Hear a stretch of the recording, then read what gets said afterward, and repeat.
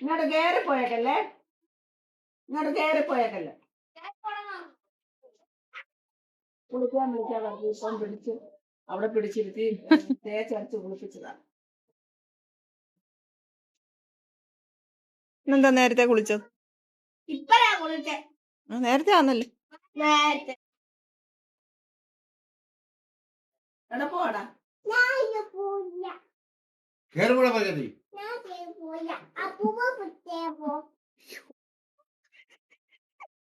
മറുപടി പറയാൻ പാടില്ല. കുഞ്ഞൊന്നും വർത്താനം പറയുന്നില്ലെന്നാ പറഞ്ഞത്. ഞാൻ കയറി പോകുന്നില്ല. വാവടെ ഉണ്ടാക്കി എടുക്കാൻ എന്തോ വാട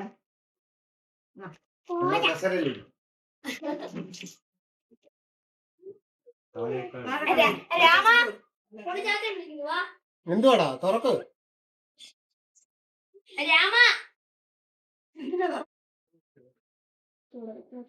മോന് എടുക്കുകയും ചെയ്തു. എടുത്തില്ല. എന്റെ ആണോ?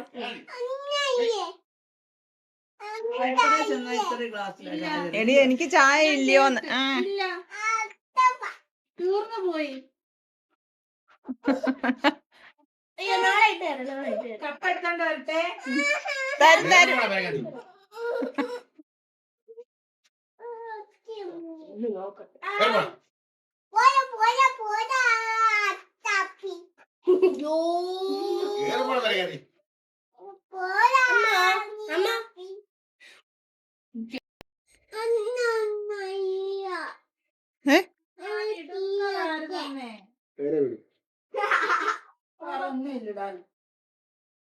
ഇതധികം വിട്ടതല്ല.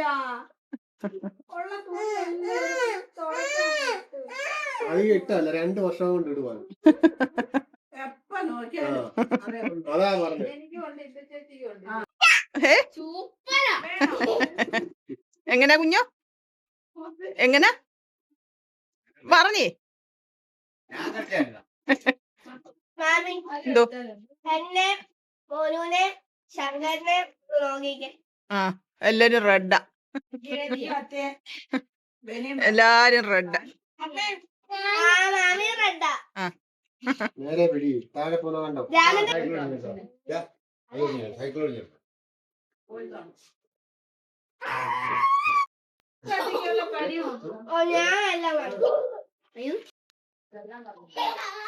ജാനിക്കുട്ടി പഠിക്കുവോ? ജാനിക്കുട്ടി പഠിക്കുന്നു.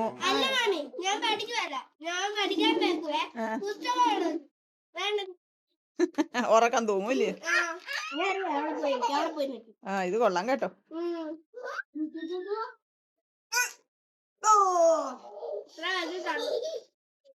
അടിപൊളിയായിട്ടുണ്ട്.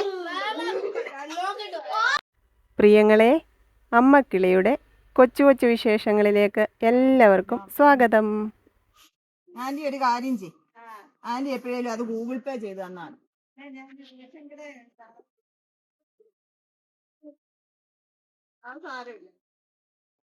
അക്കാര്യത്തിൽ യാതൊരു തടസ്സവും ഉണ്ടാകുന്നത് ഇക്കാര്യം അവിടുന്ന് ഉറപ്പിക്കേണ്ടതാണ്.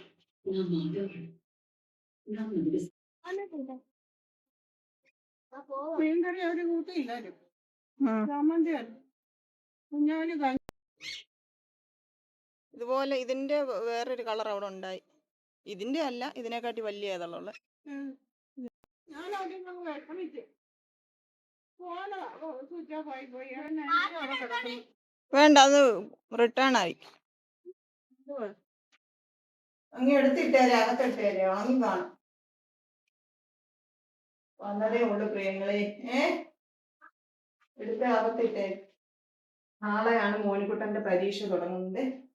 നാളെ മലയാളം. പിന്നെ സൂപ്പർ മാർക്കറ്റിൽ കയറി വെള്ളക്കടല, ശർക്കരപ്പൊടി, പിന്നെ നമ്മുടെ റൂം ഫ്രഷ്നർ, തേങ്ങാപ്പൊടി ഇതൊക്കെ വാങ്ങിച്ചു. തേങ്ങാപ്പൊടി ഇനി മേടിക്കത്തില്ല, കാരണം നമുക്ക് തേങ്ങ ഉള്ളതുകൊണ്ട് ഇനി നമ്മൾ തേങ്ങാപ്പാലൊക്കെ അങ്ങനെ തന്നെ എടുക്കുക. ഇത് ഞാൻ ഓർക്കാതെ ഇന്നും കൂടെ അങ്ങ് മേടിച്ചു. ബില്ല് കൊടുക്കാൻ നേരത്താണ് ഓർമ്മ വന്നത്. എന്നാ മോനിക്കുട്ട ടാങ്ക് ക്ലീനർ എന്നാ മോനിക്കുട്ടൻ ഒരെണ്ണം, എനിക്കൊരെണ്ണം. ആ ഉം. ഉം. പിന്നെ ഇന്നലെ അമ്മ വന്നായിരുന്നു. ഈ അമ്മയ്ക്ക് ശരിക്കും അമ്മ ഇന്നലെ വന്നേ എന്താന്ന് വെച്ചാൽ അമ്മയ്ക്ക് കുറേ തുണികൾ കഴുകാനുണ്ടായിരുന്നു. അമ്മയ്ക്ക് തുണി കഴുകാൻ വയ്യാത്തതുകൊണ്ട് തുണിയെല്ലാം ആയിട്ടാണ് ഇവിടെ വന്നത്. വാഷിംഗ് മെഷീനകത്തേക്ക് തുണി ബെഡ്ഷീറ്റും എല്ലാം ഉണ്ടായിരുന്നു. അതെല്ലാം കഴുകി. ഇന്നെന്തായാലും വെയിലുണ്ടായിരുന്നു. അമ്മ തുണിയെല്ലാം കഴുകാൻ വേണ്ടിയിട്ട് വന്ന് തുണിയെല്ലാം രാവിലെ തൊട്ടേ കഴുകി. ഞാൻ എഴുന്നേൽക്കുന്നതിന് മുമ്പേ വാഷിംഗ് മെഷീൻ ഓണാക്കി കുറേ തുണികൾ ഇട്ടായിരുന്നു. ഏറെ ഉണ്ടായിരുന്നു, നമുക്കും ഉണ്ടായിരുന്നു കഴുകാൻ വേണ്ടിയിട്ട്. അങ്ങനെ അമ്മ തുണി കഴുകാൻ ഇറങ്ങി. ഞാൻ പിന്നെ രാവിലെ പുട്ടുണ്ടാക്കി ഞാൻ കഴിച്ചു. ഞാൻ ജോലിക്ക് പോയി. മോനിക്കുട്ടൻ ഇവിടെ ആയിരുന്നു. മോനിക്കുട്ടന് ഇന്നലെ അവർ വന്നപ്പം പോയ ഉടനെ ജാനിക്കുട്ടി പറഞ്ഞിട്ടാണ് പോയത് നാളെ വരാം, അതായത് ഇന്ന് വരാമെന്ന്. അപ്പം വന്നില്ലെങ്കിൽ മോനിക്കുട്ടൻ അങ്ങോട്ട് ചെല്ലണമെന്ന്. രാവിലെ ഞാൻ പോകാൻ ഇറങ്ങിയപ്പോഴത്തേക്ക് കുളിച്ച് റെഡിയായിട്ടൊക്കെ ഇരിക്കുമായിരുന്നു. പോകാൻ അങ്ങോട്ട് വിടാൻ എന്നൊക്കെ പറഞ്ഞു. അങ്ങോട്ട് വിടാൻ പറഞ്ഞപ്പം ഞാൻ ചോദിച്ചു എന്തുവാ ഇവിടെ ഇരിക്കാൻ വയ്യായെന്ന് ചോദിച്ചതിന് കരഞ്ഞു വെങ്ങി പൊട്ടി എന്നോട് ടാറ്റയൊന്നും പറയാനെങ്കിൽ കയറിപ്പോരുന്നു. ഞാൻ പിന്നെ അവനെ വിളിച്ച് ആങ്ങളെ വിളിച്ച് പറഞ്ഞു അവരെ അങ്ങോട്ടൊന്ന് വിടാൻ. അങ്ങനെ അവരിവിടെ ഉണ്ടായിരുന്നു. വൈകിട്ട് മാമൻ അവരെ വിളിക്കാൻ വന്നപ്പോൾ അവരുടെ കൂടെ മോനിക്കുട്ടൻ അങ്ങോട്ട് പോയി. പിന്നെ ഞാനിപ്പോൾ അവിടെ കയറി വിളിച്ചുകൊണ്ട് വന്നതാണ്. അപ്പോൾ ഇന്ന് അമ്മ ഇവിടെ ഉണ്ടായിരുന്നത് കൊണ്ട് ചോറ് വെച്ചു, കപ്പ വേവിച്ചു, പിന്നെ മോരുകറിയും എന്തുവായിരുന്നു മീൻകറി ഇരിപ്പുണ്ടായിരുന്നു. അതുകൊണ്ട് ഇനി അടുക്കള പാചകമൊന്നുമില്ല. നാളെ മോനിക്കുട്ടൻ പരീക്ഷയ്ക്ക് പേപ്പർ മേടിക്കണമെന്ന് ഞാൻ മറന്നുപോയി. പക്ഷെ ഇവിടെ കുറേ പേപ്പർ മേടിച്ചതൊക്കെ ഉണ്ട്, അതൊക്കെ ഒന്ന് നോക്കിയെടുക്കണം. അതുമായിട്ട് കുറച്ച് ജോലികളൊക്കെ ഉണ്ട്. അങ്ങനെയൊക്കെ ഇരിക്കുന്നു. അപ്പം ഞാനൊന്ന് ഇവിടെ എല്ലാം ഒന്ന് തൂത്തുവാരണം. തിരി കത്തിക്കാറായി. ഒളിച്ച് ജപിച്ച് വരാം. കുഞ്ഞോ നിന്റെ കൂടെ വരാനാണോ കിടന്ന് കരഞ്ഞ്?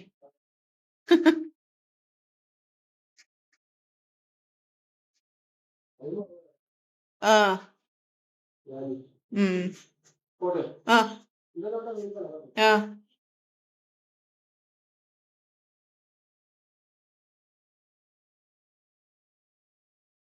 നന്ദിയോടെ ഞാൻ സ്തുതി പാടിടും എൻ്റെ യേശുനാഥ, എനിക്കായി നീ ചെയ്തൊരു നന്മയ്ക്കും ഇന്നു നന്ദി ചൊല്ലുന്നു ഞാൻ.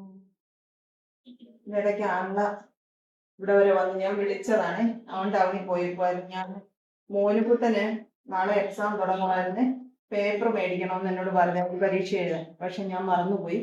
പക്ഷെ മുത്തിന് നേരത്തെ എഴുതാൻ വേണ്ടിയിട്ട് മേടിച്ച പേപ്പർ ബൾക്കായിട്ട് മേടിച്ചതായിരുന്നു. അതിവിടെ ഇരിപ്പുണ്ടെന്നുള്ള ഓർമ്മയില്ലായിരുന്നു. ഇവിടെ എല്ലാം നോക്കി കണ്ടില്ല. പിന്നെ ഞാൻ അവനെ വിളിച്ച് പറഞ്ഞു സൂപ്പർ മാർക്കറ്റിൽ നിന്ന് കുറച്ച് പേപ്പർ മേടിച്ചോണ്ട് വരാം. അപ്പം അത് തരാൻ വേണ്ടിയിട്ട് വന്നതാ. അപ്പം ഞാൻ കുറച്ച് കപ്പ വേവിച്ചതൊക്കെ കൊടുത്തു. പിന്നെ നമ്മൾ ചോറിനാൻ പോവാം. പിന്നെ മോൻകുട്ടന് പുട്ട് മതി എന്ന് പറഞ്ഞു. രാവിലെ മതിൽ പുട്ടായിരുന്നു. പുട്ടും മീൻകറി മതി എന്ന് പറഞ്ഞു. ഞാൻ ചോറിനാൻ പോവാണ്. കപ്പയൊക്കെ കൂട്ടി. കഴിഞ്ഞ ദിവസം ഞാൻ പറഞ്ഞില്ല കൊച്ചോള് നാട്ടിലുണ്ട്. ഇപ്പൊ ഇനി പോയി വരുവാണ്. രാവിലെ 6 മണിക്കെങ്ങാണ്ട് പോയി. വൈകിട്ട് വരുമ്പോഴും 6 മണിയാകും. ഇനിയിപ്പോ ഓണത്തിന്റെ അവധിയാണെങ്കിൽ പോലും ഹോസ്റ്റലിൽ എടുത്താൽ 1 മാസത്തെ റെന്റ് കൊടുക്കേണ്ടി വരും. ഇനിയിപ്പോ കഷ്ടിച്ച് 1 മാസത്തെ ക്ലാസ്സേ കാണുള്ളൂ. എല്ലാം എടുത്തു വെച്ചോ.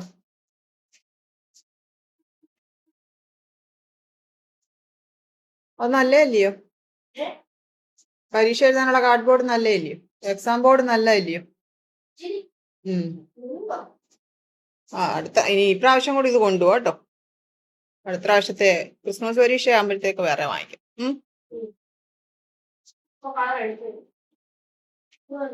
അതിന്റെ മോളിൽ മോനൊരു പേപ്പർ വെച്ചാ എന്നിട്ട് എഴുതും കേട്ടോ.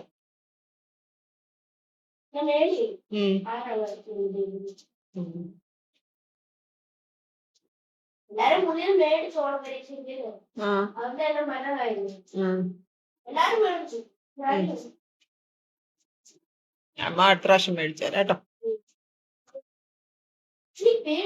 എന്തിനാ? എന്തുവാ? ഒന്നുമില്ല. പന്നലൊന്നും അല്ല, നല്ലതാ. പോ.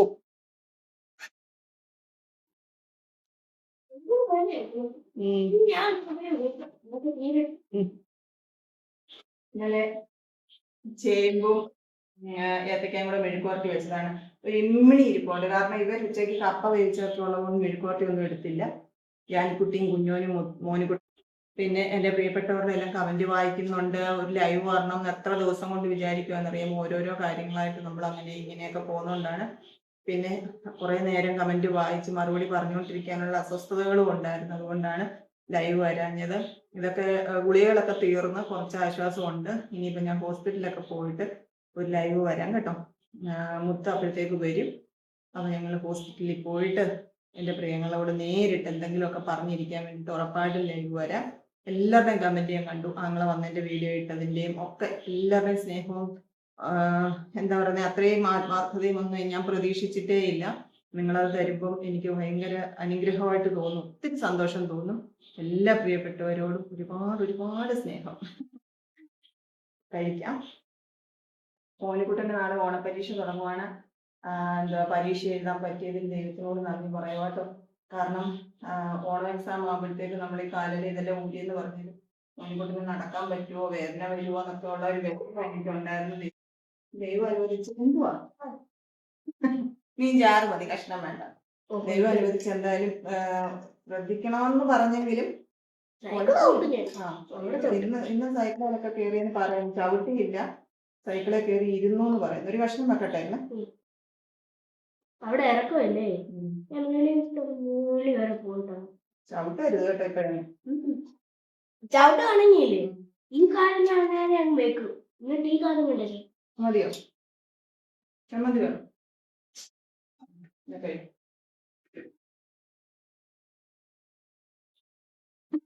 കഴിച്ചിട്ട് വരാം. നാളെ ഓണോത്സവം തുടങ്ങും.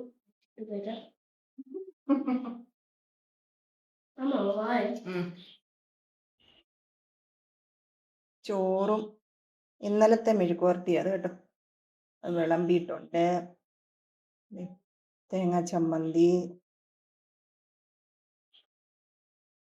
മീൻകറി എടുക്കട്ടെ, പിന്നെ കപ്പ.